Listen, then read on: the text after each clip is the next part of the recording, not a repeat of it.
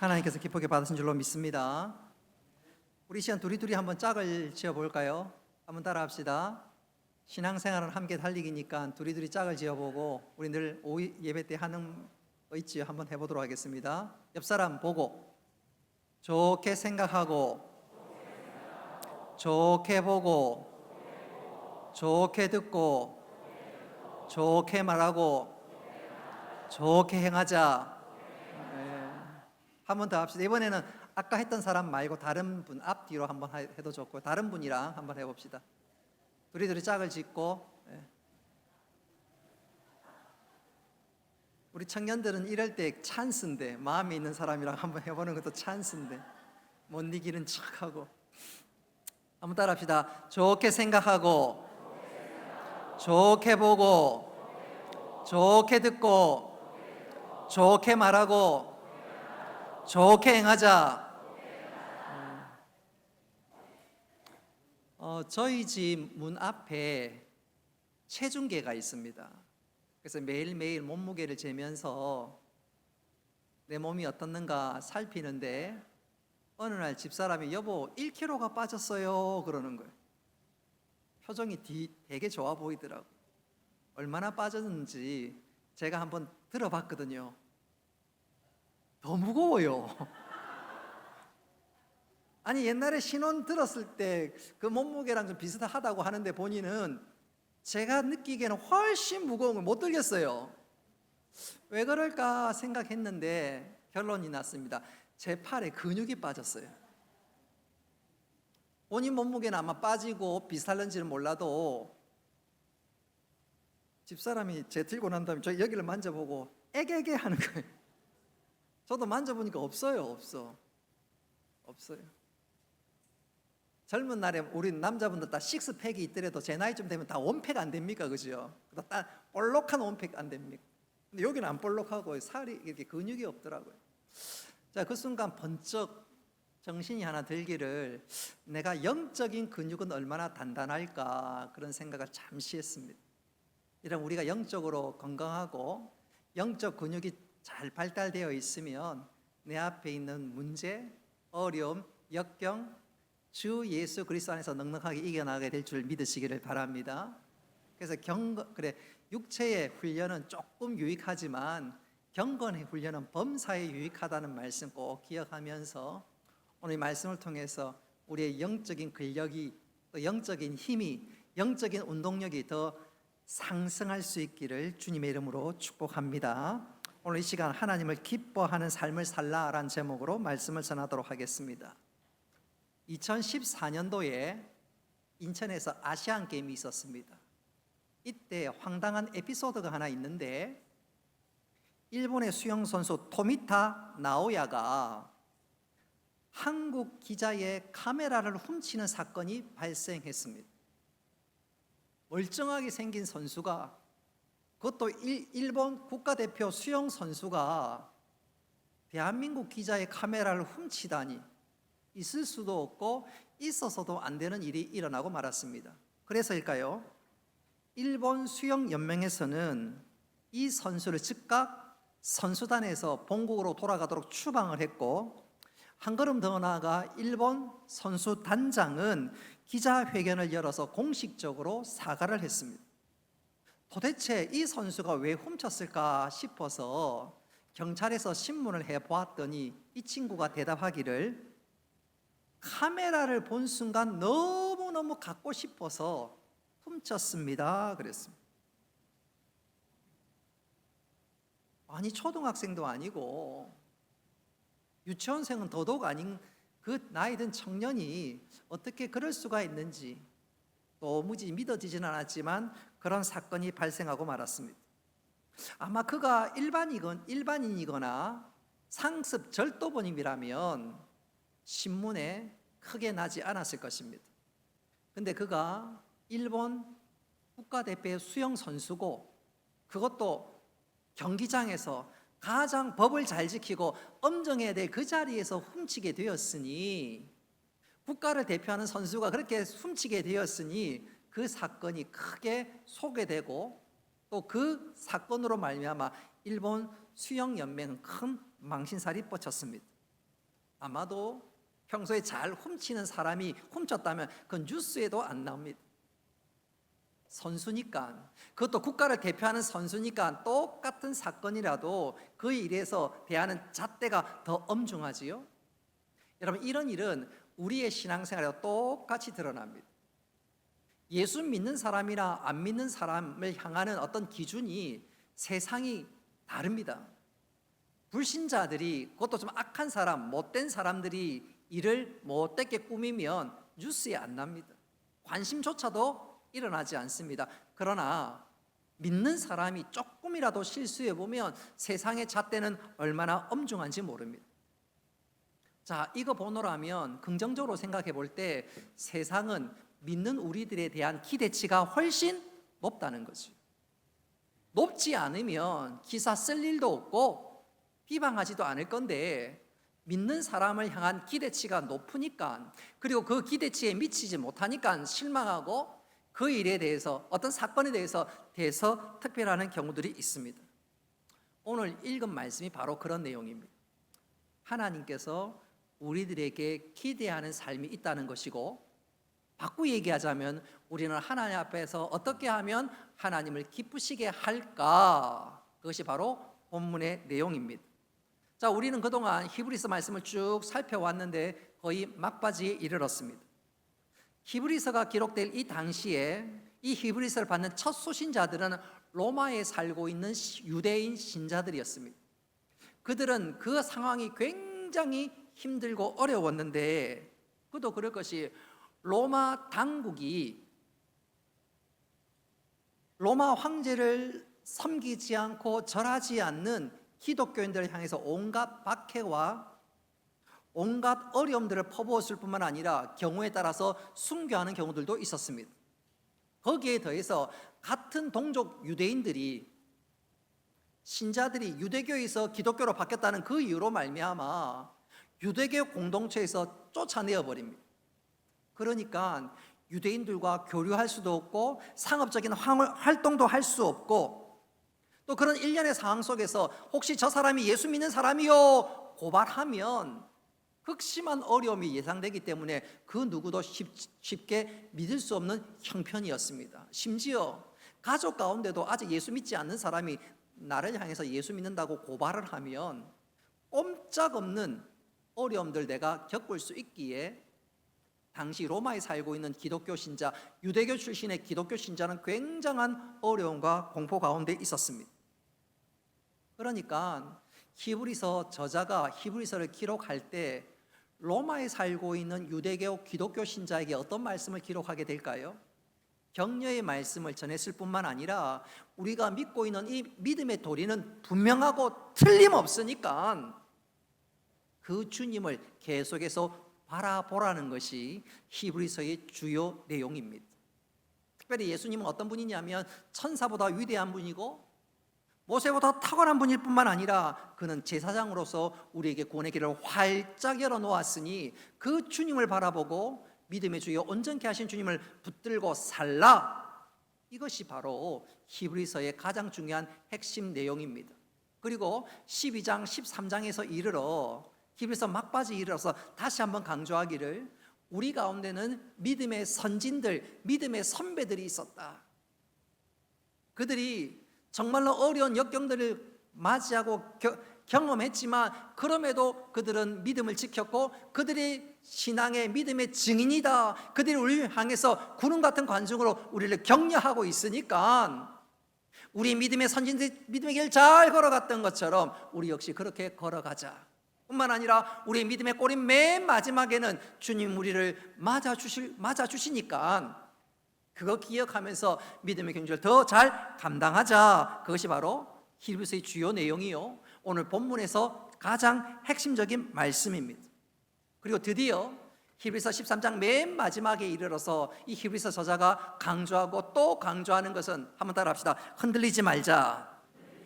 흔들리지 말자. 아무리 어렵고 힘들고 괴로워도 복음 위에 굳게 서서 흔들리지 말자. 그것이 오늘 13장, 아니 히브리서의 마지막에 중요한 결론입니다. 자, 믿음을 복음 위에서 흔들리지 말자, 이 말을 바꿔 얘기하자면, 긍정적인 표현으로 바꾸자면 한번 따라 합시다. 하나님을 기쁘시게 하는 삶을 살아라. 하나님을 기쁘시게 하는 삶을 살라, 바로 그것이지요. 자, 그렇다면 오늘 설교 제목 그대로 우리는 어떻게 하면 하나님을 기쁘시게 하는 삶을 살 수 있을까? 소극적으로 흔들리지 말고 적극적으로는 어떻게 하면 하나님을 기쁘시게 하는 삶을 살 수 있을까? 오늘 네 가지로 말씀을 전하고자 합니다. 첫째로 하나님을 기쁘시게 하는 것은 1절, 2절 말씀에 나와 있는 것처럼 한번 따라 합시다. 형제를 돕는 삶입니다.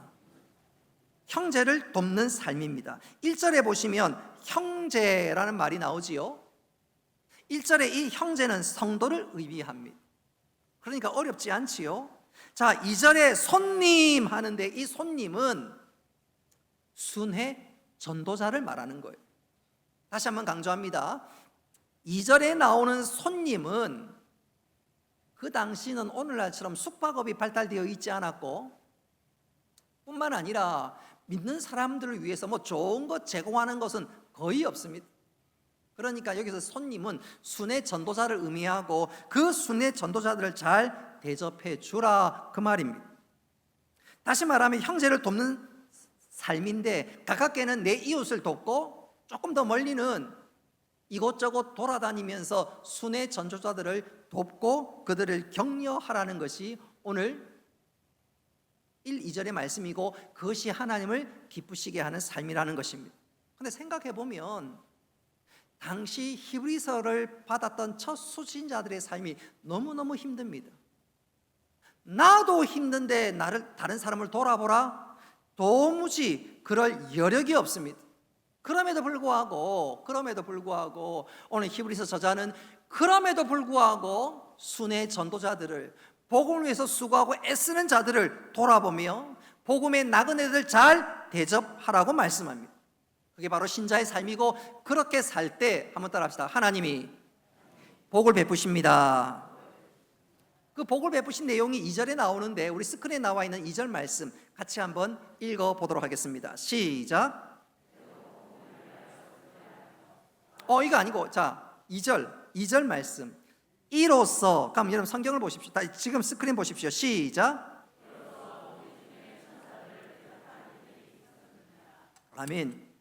2절 말씀이 부지 중에 손님은 대접을 잘했더니, 오늘날로 표현한다면 순회 전도자, 주의 종을 잘 대접했더니 하나님께서 엄청난 복을 주셨다는 것입니다.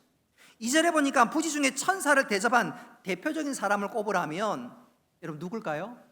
아브라함과 롯입니다. 여러분 창세기 18장에 보면 하나님과 천사 둘이 아브라함에게 방문합니다. 그때 아브라함이 이들을 영접하는데, 부지 중에 영접했더니, 주의 종을 영접했더니 어떤 놀라운 은혜와 복을 얻게 되냐면, 여러분 창세기 18장에 보면 그 천사가 이 아브라함에게 어떤 말을 하냐면, 내년 이맘때에 아들을 얻으리라, 아들을 낳으리라.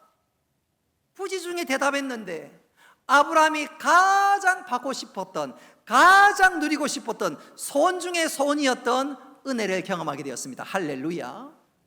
롯도 마찬가지. 아브라함을 방문했던 하나님과 천사들 중에 나머지 천사들이 롯의 가정에 방문하게 됩니다. 이 당시에 롯은 소돔과 고모라에 머물고 있었는데, 이 롯이 부지 중에 이 둘을 영접했는데, 이 영접한 결과 어떤 일이 일어납니까? 소돔과 고모라가 멸망당할 때 롯의 가정은 구원받았습니다. 할렐루야. 반대로 이 두 천사, 이 나그네를 대접한 것이 아니라 이 나그네를 정욕의 도구로 삼으려고 했던 이 소돔과 고모라 사람들은 결국 유황과 불못에 이 둘은 다, 이 모든 소돔과 고모라는 망하고 말았습니다.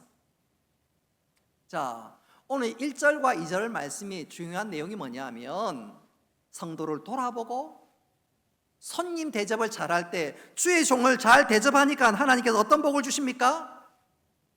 은혜 중에 은혜. 아브라함에게는 정말 소원했던 은혜, 롯은 구원받는 은혜. 여러분 이때의 말씀은 구약만이 아니라 또 신약만이 아니라 이 시대에도 그대로 임하게 되는 줄 믿으시기를 바랍니다. 이 사실을 3절은 다시 한번 강조하는데, 여러분 성경 직접 한번 보십시오. 자기도 함께 갇힌 자같이 갇힌 자를 생각하고 자기도 몸을 가졌은즉 학대받는 자를 생각하라.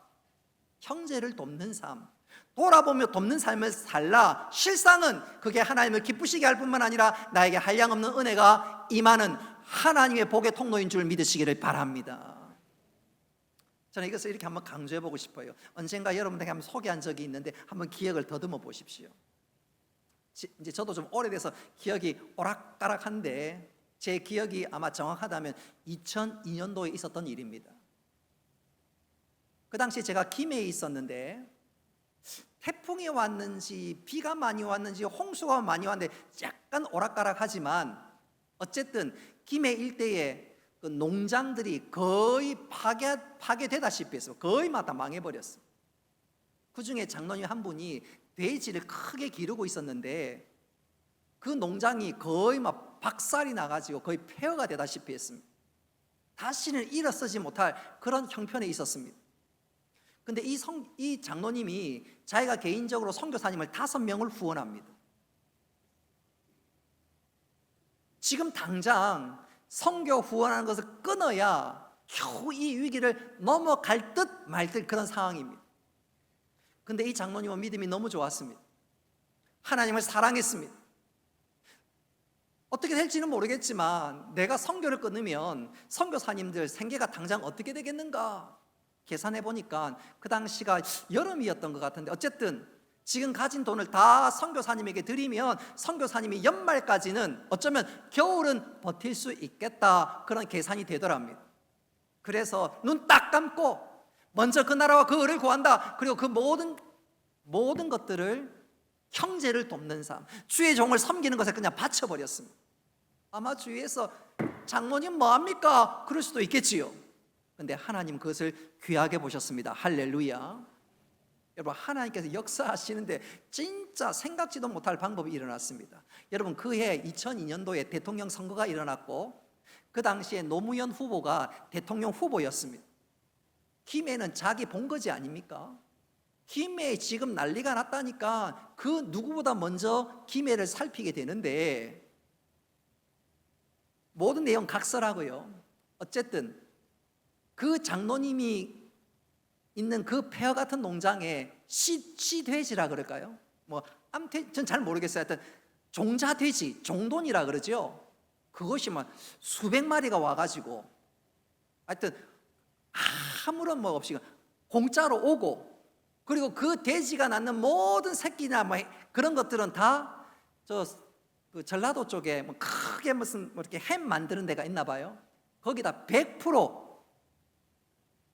공급하는 거. 돼지 기르는 것도 어렵지만 때 맞춰서 이게 물건을 납품하는 건 더 어려운 일인데, 오히려 그 일이 있고 나서 이 장로님은 잘 되고 더 잘 된 거예요. 그때 우리 목사님들이 모여서 함께, 목사님 장로들 모여서 김해 노예 목사 장로들이 모여서 식사하는데, 어떤 장로님이 그 장로님이 간증해봐라 하면서 막 옆구리 찌르는데, 그 장로님이 입은 좀 둔했습니다. 입은 좀 둔했어요. 막 간증을 잘하는 건 아닌데 좀 약간 떠듬떠듬하기는 하지만 많은 장로님과 목사님 앞에서 그것을 간증하는 거예요. 듣는 우리가 얼마나 은혜가 되는지. 여기저기서 아멘 아멘, 아까 부흥의 그 자체였어요.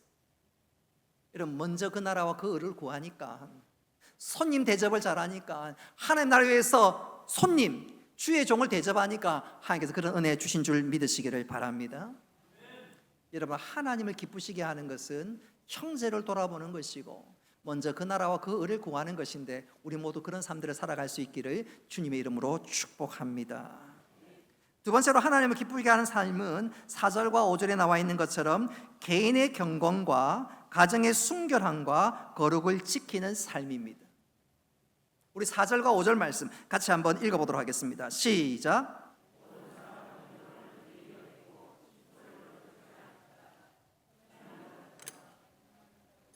하나님은 심판하시리라. 돈을 사랑하지 말고 있는 바를 족한 줄로 알라. 아멘. 이 당시 로마는 너무너무 타락했습니다. 성적 음행이 너무너무 만연했을 뿐만 아니라 그것으로 인해서 가정이 무너지고 그것으로 인해서 다음 세대 미래를 장담할 수 없는 그런 사회였습니다. 그러니까 그 악한 물결이 교회로도 흘러 넘치게 되는데, 그런 시대에 그런 풍조를 따르지 말고 하나님 백성답게 거룩하게 살라, 그것이 하나님이 기뻐하시는 삶이다, 바로 그것입니다. 근데 이것이 인간적인 결단으로 가능할까요? 그래 조심하자, 그래 내가 한번 잘해보자, 아닙니다. 여러분, 그때 정말로 필요한 것이 뭘까요? 자, 우리 6절 말씀 스크린에 나와 있습니다. 같이 한번 읽어보도록 하겠습니다. 시작.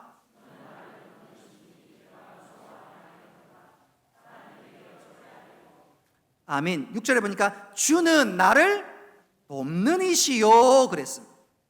시대의 풍조 따라 사는 것이 아니라 말씀대로 살면 내가 너무너무 피곤하고 세상 사람들이 별나다, 상종 못하겠네, 그럴 수 있는데, 그럼에도 불구하고 그렇게 말씀대로 살면 세상은 나를 외면했을지 몰라도 그럴 때 주님께서 우리를 도와주십니다. 할렐루야. 말씀대로 살면 하나님께서 말씀대로 책임져 주십니다. 할렐루야. 뿐만 아니라 세상이 우리를 건드리지 못합니다. 하나님께서 우리를 돕는데 누가 건드릴 수 있겠습니까? 반면에 그런 믿음이 없는 사람, 그런 사람들은 어떻게 살까요? 말씀대로 살아야 되는데, 경건하게 살아야 되는데, 그런 믿음이 없는 사람들은 어떤 방식으로 살아가느냐? 9절 말씀에 보면 여러 가지 다른 교훈에 끌리게 됩니다. 말씀대로 살지 못하니까 여기 기웃 저기 기웃거린다, 그렇다 그 말이에요. 말씀대로 살지 못하니까 세상의 넓은 길로 따라가게 되고, 또 혹은 복음이 있어도 그 복음에 무엇인가 자꾸 더하고 마치 복음의 잡탕이 일어나게 되는데, 그러면 하나님의 은혜가 결코 온전하게 임하지 못하지요. 그럼 내 마음도 강팍해지고 엉뚱한 거 찾다가 결국 망하게 됩니다. 여러분, 아무리 물이 많아도 바다를 항해하면서 그 물을 보고 아이고 나는 앞으로 갈증 없겠네 하고 바닷물 퍼마셔 보십시오. 바로 가람 때문에 얼마 가지도 못하고 목숨을 잃게 됩니다. 다른 교훈에 끌리는 것이 아니라 우리는 오직 주의 말씀을 붙잡고 살아갈 때 그것이 하나님을 기쁘시게 하는 것일 뿐만 아니라, 그럴 때 하나님께서 우리에게 때를 따라 돕는 은혜 베풀어 주신 줄 믿으시기를 바랍니다. 세 번째로 하나님을 기쁘시게 하는 삶은 어떤 삶일까요? 한번 따라 합시다. 영적인 분별력이 있어야 합니다. 이 말은 교회 안에서도 그렇고 교회 바깥에서도 그렇고 본받아야 될 사람이 있는 반면에 절대로 본받지 말고 배척해야 될 사람이 있다는 말입니다. 자, 그렇다면 본받아야 될 사람은 어떤 사람일까요? 7절 말씀 같이 한번 읽어보도록 하겠습니다. 시작.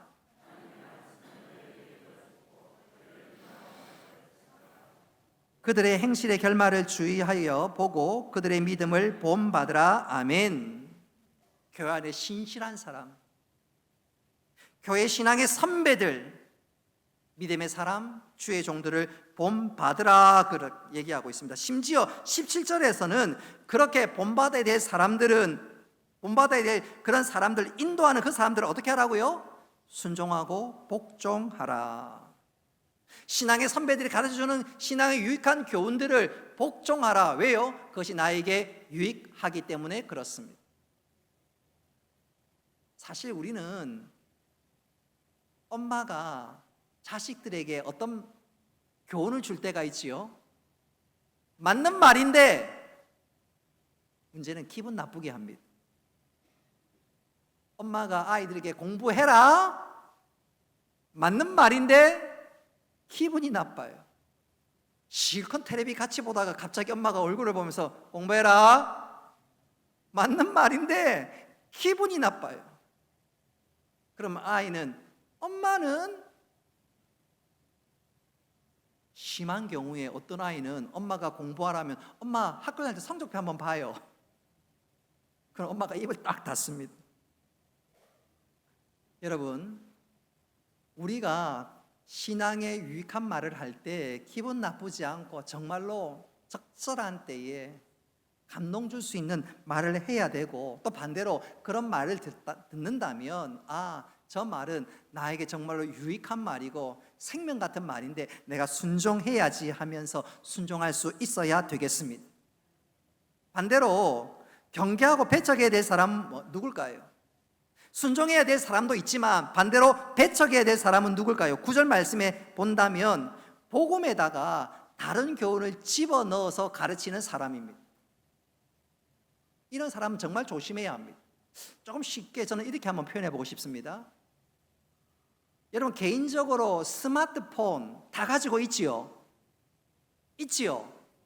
여러분, 스마트폰의 핵심과 가장 중요한 본질이 뭐지요? 스마트폰의 가장 중요한 본질이 뭐지요? 통화하는 거예요. 소통하는 거예요. 그렇지 않습니까? 휴대전화의 스마트폰의 본질이 소통인데 오늘날은 그 스마트폰 가지고 소통하기보다는 나 혼자 즐겨합니다. 멀리 볼 것도 없이요, 군인들 군인들에게 휴대전화 줬더니 그거 가지고 소통합니까? 아니지요. 그 휴대전화 가지고 2시간, 3시간 내도록 자기 할 것만 합니다. 넷플릭스를 보고요, 주식을 하고요, 게임도 하고요. 소통은 잘 안 합니다. 기껏 소통하자 그러면 조금 있다가 크크크. 여러분, 젊은 친구들 뿐만 아니라 휴대전화 가지고 있는 분들 가지고 여러분 소통하는 시간이 많아요? 아니면 그 스마트폰 가지고 나를 즐겁게 하는 시간이 많아요? 심지어 전화 통화가 안 돼도 별 문제 없어. 유튜브 보고 넷플릭스 보고 그러면 되는 거예요. 소통은 잃어버립니다. 요즘 우리가 교회에서 혹은 신앙생활하면서 우리가 이럴 때가 있습니다. 정말 중요한 것, 핵심을 놓칠 때가 있어요. 저는 절대로 이거 비판하는 거 아닙니다. 오해하지 마십시오. 교회가 카페를 운영하는 거 좋아요. 문화재단을 운영하는 거 좋아요. 모든 것 다 좋고 시대에 맞추어서 따라갈 필요성이 있다는 거 제가 절대로 부정하지 않습니다. 정말 좋습니다. 그러나 교회가 복음의 본질을 잃어버리면, 스마트폰이 소통의 기능을 잃어버리고 다른 것에 그냥 빠져 있으면 잘못된 것처럼 교회가 또 내가 신앙의 본질을 잃어버리면 그 진짜 문제입니다. 여러분, 신앙의 본질은 우리 주 예수 그리스도와 피 묻은 십자가 복음인 줄 믿으시기를 바랍니다. 그것이 중심이 되어야 돼요. 여러분, 찬양할 때도 마찬가지입니다. 우리가 그 은혜를 기억하면서 감사함으로 찬양해야지. 찬양의 핵심은요, 곡이 아니고 가사입니다. 가사가 제대로 되어 있으면 어떤 형식의 곡도 사실은 상관이 없어요. 사실은 우리가 부르는 찬송가가 18세기에는 오늘날 치면 유행과 비슷했습니다. 근데 그 가사 자체가 거룩하니까 우리가 즐겨 부르는 찬송으로 바뀌었습니다. 우리가 지금 부르는 찬송 가운데 일부도 복음송으로 있다가 찬송가로 들어온 것도 몇 곡이 있어요. 다시 말씀드리고 강조하는 것은 뭐냐면, 우리의 신앙의 핵심은 주 예수 그리스도와 십자가와 복음과 천국인 줄 믿으시기를 바랍니다. 이거 잃어버리면 절대로 안 됩니다. 절대로 안 됩니다. 그러니까 우리가 영적 분별력이 있어야 되고 십자가를 붙들고 복음을 위해서, 주를 위해서 살아가야 될 줄 믿으시기를 바랍니다. 그 교회 진짜 찬양 좋네. 찬양 좀 너무 좋지요. 너무 좋지요. 여러분, 예배의 핵심도요, 이 시간에 말씀인 줄 믿으시기를 바랍니다. 하나님 말씀하신 것을 받고 그 말씀대로 붙잡고 살아갈 때 하나님께서 우리 가운데 놀랍게 역사해 주십니다. 그렇다면 우리가 하나님의 말씀을 얼마나 소중히 여기고 사모해야 되는지, 우리 이제 분명한 영적 분별력을 가지고 말씀을 통해서 또 그 말씀 붙잡고 살아가는 믿음의 지혜 있는 성도들 되시기를 주님의 이름으로 축복합니다. 마지막 네 번째로 하나님을 기쁘시게 하는 삶은 13절 나와 있는 것처럼 한번 따라 합시다. 영문 밖으로 나아가는 삶입니다. 이 부분은 너무너무 중요하기 때문에 제가 다음 주일날 오전 예배 때 설교하겠습니다. 그 말은 바꿔 얘기하면 지금 설교 마치겠다는 말입니다. 여러분 히브리서의 결론이 뭐지요? 히브리서의 결론이 어떻게 됩니까? 아무리 어렵고 힘들지라도 복음 위에 굳게 서서 흔들리지 말고 믿음의 주여 온전케 하신 주님 바라보며 달려가라는 것입니다. 여러분, 이 믿음의 삶이 우리에게 놓여 있는데 그렇게 달려갈 수 있기를 바랍니다. 당시에는 로마 제국 때문에 내 모든 것을 잃어버리고 순교를 당할 수가 있습니다. 같은 동족 유대교 신자들 때문에 내가 유대교에서 기독교로 개종했다는 사실로 말미암아 완전히 왕따당하고 경제적으로 모든 것이 꼬꾸라질 수 있는 위기에 처하기도 했습니다. 그러나 그것 때문에 흔들리지 말고 다시 한번 믿음의 주여 온전케 하신 주님 바라보고 달려가는 삶, 그것이 신자의 삶이고 그것이 하나님이 기대하시고 기뻐하시는 삶이라고 말씀합니다. 사실 생각해 보면 우리도 살아가는 순간순간마다 우리에게 얼마나 많은 영적 지뢰밭이 있는지 몰라요. 결코 쉽지 않습니다. 그럼에도 불구하고 우리는 흔들리지 말고 이 믿음의 길들을 걸어갈 수 있어야 되겠습니다. 손님을 대접하고 주의 종을 대접하고 복음을 위해 살아가는 자를 위해서 섬기고 뿐만 아니라 영적 분별력을 가지고 그렇게 달려갈 수 있어야 되겠습니다. 그것이 바로 신자의 삶이고 하나님께서 우리들 향해서 기대하시고 기뻐하는 삶입니다. 여러분, 히브리서를 받는 이 성도들은 그들의 형편을 변명하지 않았습니다. 그것에 대해서 주저하지 않았습니다. 오히려 다시 한번 믿음의 주여 온전케 하신 주님 바라보며 달려갔습니다. 이제 우리 차례입니다.